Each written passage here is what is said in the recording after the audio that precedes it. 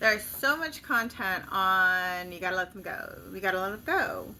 It's just time to let them go. However, very little content on how. And of course, with letting go, depending on your background, how you grew up, your trauma, it's gonna look different for everyone. So for me, there was only one way I could truly let go, because I could let go physically all day long, but I couldn't let go energetically. So what that was doing, it was calling in the same partner, just in a different skin.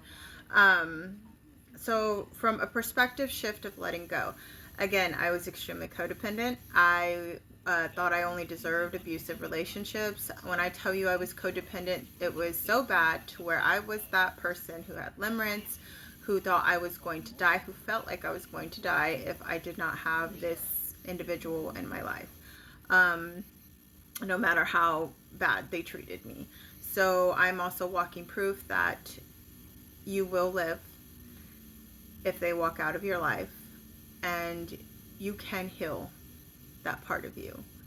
Um, if I could do it before and after of who I was then to who I am now, I'm no longer that same person, and I've been able to heal that codependency out of me, um, and also, help others in letting you know, hey, I used to be you. I did the same thing you did. I was not all right, and I made it, and it's definitely been a journey. So things that I did for the perspective shift is the first thing that I needed to do that I struggled with was identifying. So for example, for me, I worked through this in therapy. I had to learn the definition of an emotionally unavailable person. I still didn't grasp it because I wasn't ready. I wasn't ready to let go. Some stuff happened, hit rock bottom. I was ready to look at emotional unavailability. So I looked for that out in the person, not within myself. It took a minute to find out that I was emotionally unavailable too, just in a different way of them. I mirrored it back very differently. They were more avoidant. I was anxious attachment. I was emotionally unavailable by trying to fix others to avoid fixing myself. So that's how that connection ended up there. They were more avoidant, emotional, unavailable. All right, so identifying, knowing the definitions, looking it up. For me, I was very fortunate. I had a therapist go over it with me.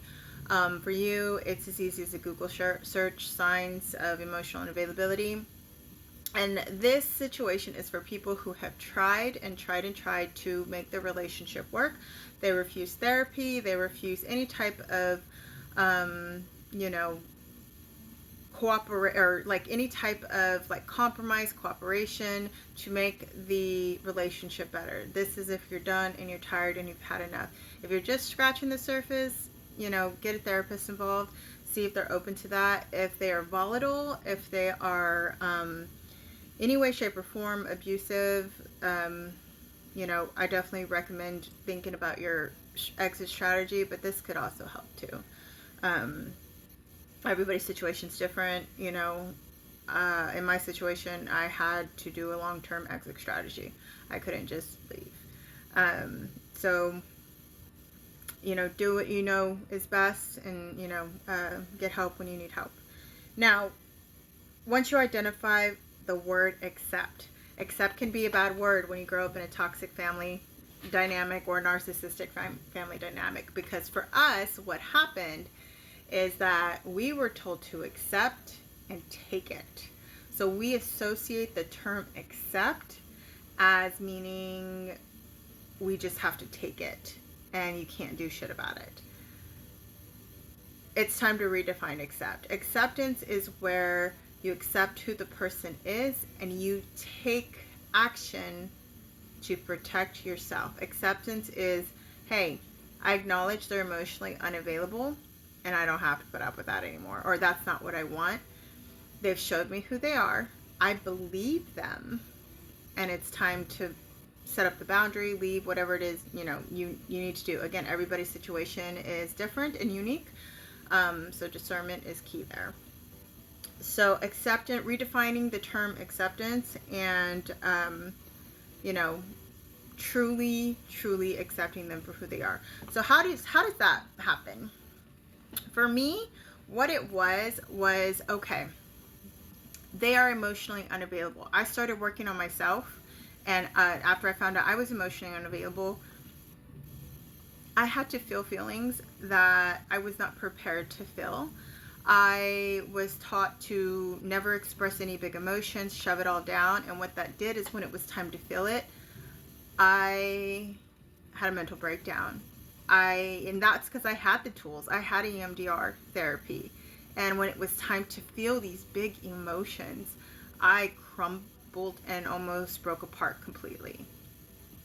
So when you do the work yourself, you tend to have more compassion for others. So you have this emotionally unavailable partner who refuses therapy, who doesn't have the tools to feel the emotions, who doesn't have the emotional capacity to even grasp the concept of what that's going to entail.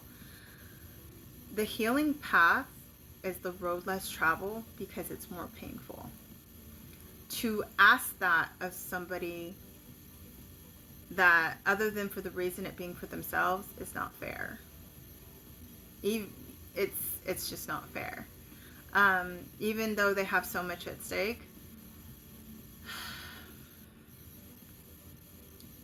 it's hard. And sometimes people hit rock bottom. And depending on your support system, it can go one of two ways. Two people, same path.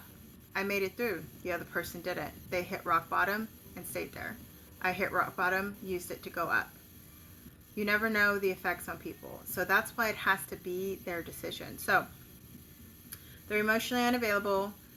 For me, it was understanding, hey, though I want emotional support from this person, it's not fair for me to ask them something that they don't have the capacity, tools, or even ability to do.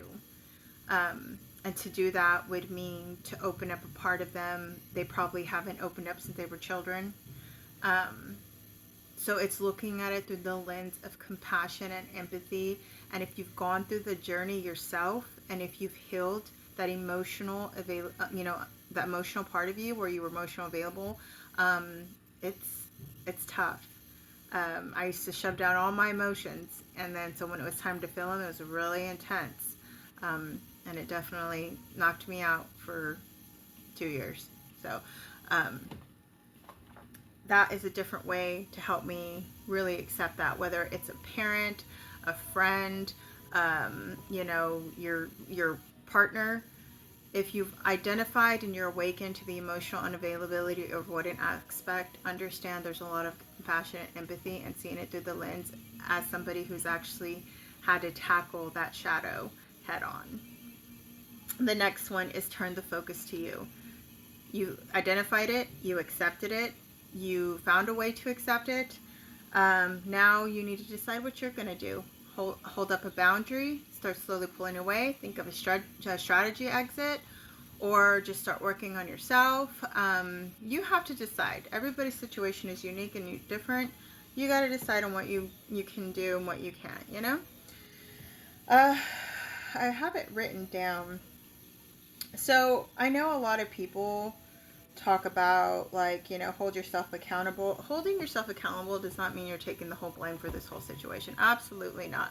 Holding yourself accountable, and I think that term gets abused, and I see a lot of comments people hold yourself accountable, they use it as a weapon because they want you to take all the blame, and that's how you can spot an avoidant who's using it as a weapon. Ignore that. Accountability is you recognize it and you left. You recognize it and you made changes. That's accountability. Anybody try to tell you anything else, tell them to go shove it, not anything bad. But yeah, so I hope this helps. I'm trying to keep it under 10. I don't want to do part 2. So let's see here. I have it written down. Oh yeah, start looking at the cycle of emotional unavailability, what attracted you there, what parts of you are emotionally unavailable, as an anxious attachment, disorganized, whichever it is, so that you can start healing that. And I hope this helps, and I'm trying to wrap it up. All right, love you, bye.